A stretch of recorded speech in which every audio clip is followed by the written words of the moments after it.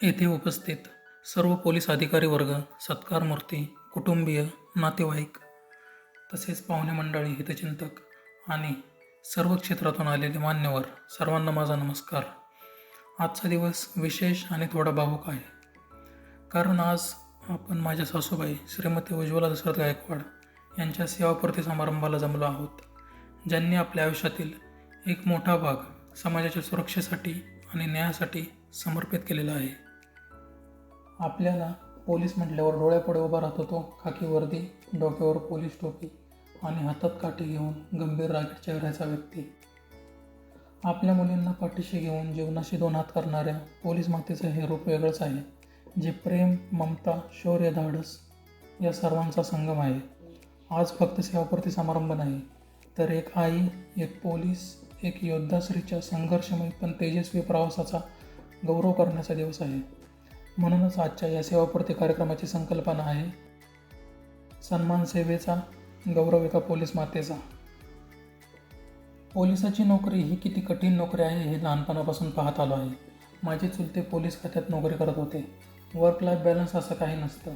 ऊन वारा पाऊस कशाचीही पर्वा न करता फोन आला की ड्युटीवर रुजू होणे, 12 ते 14 तासाची नोकरी करणे, 24 तास बंदोबस्त करणे, वरिष्ठाच्या प्रत्येक आदेशाचे पालन करणे.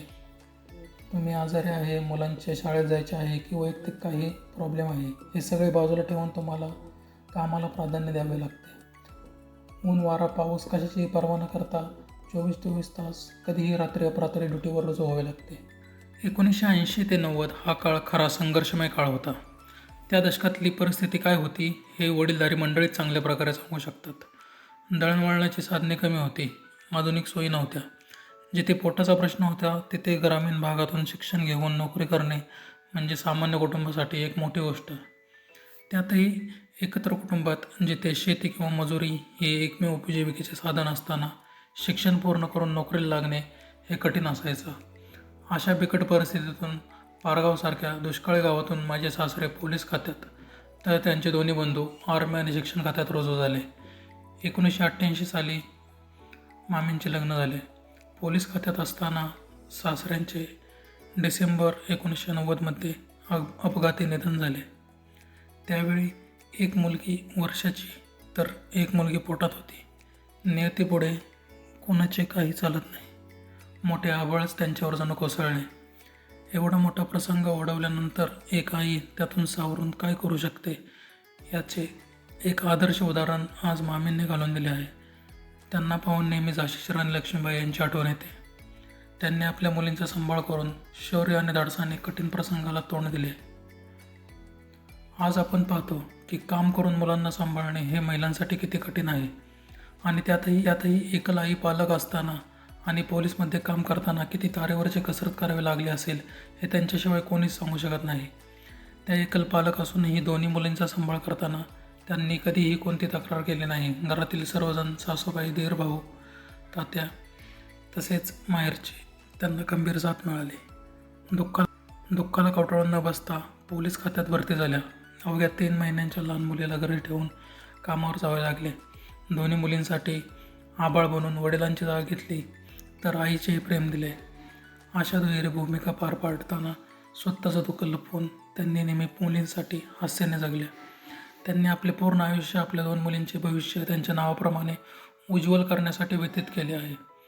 पोलीस नोकरी आणि घर, मुलींचे लहानपण, शिक्षण, त्यांचे लग्न ही सर्व जबाबदारी यशस्वीरित्या पार पाडली. मुलींचे उच्च शिक्षण, संस्कार तसेच आत्मविश्वास हे त्या आधारावरती देणं हे फार मोठं कार्य आहे. पोलीस नोकरीतील आणि घरातील सर्व जबाबदाऱ्या यशस्वीपणे पार पाडल्या. पोलीस खात्यातील सेवा ही केवळ एक नोकरी नसून एक जबाबदारी, त्याग आणि कधीकधी आपल्या वैयक्तिक आयुष्यावर होणारा परिणामही असतो. अशा जबाबदारीच्या भूमिकेत सासूबाई गेली 34 वर्ष अत्यंत प्रामाणिकपणे, निष्ठेने आणि धैर्याने कार्यरत राहिल्या. त्यांनी पोलीस खात्यातील वरिष्ठांनी दिलेली जबाबदारी खूप चांगल्या प्रकारे पार पाडली. अनेक कुटुंबांना न्याय मिळवून दिला आणि त्यांच्या कार्यतत्परतेचा आणि निर्भयतेचा साक्षीदार पूर्ण पोलीस विभाग आहे. मामींचे योगदान फक्त पोलीस खात्यातच नाही तर आमच्या कुटुंबातही त्यांनी आईसारखं प्रेम, मार्गदर्शन आणि आधार दिला. त्यांचा शिस्तबद्ध पण प्रेमळ स्वभाव आमच्यासाठी नेहमीच प्रेरणादायी राहिला आहे.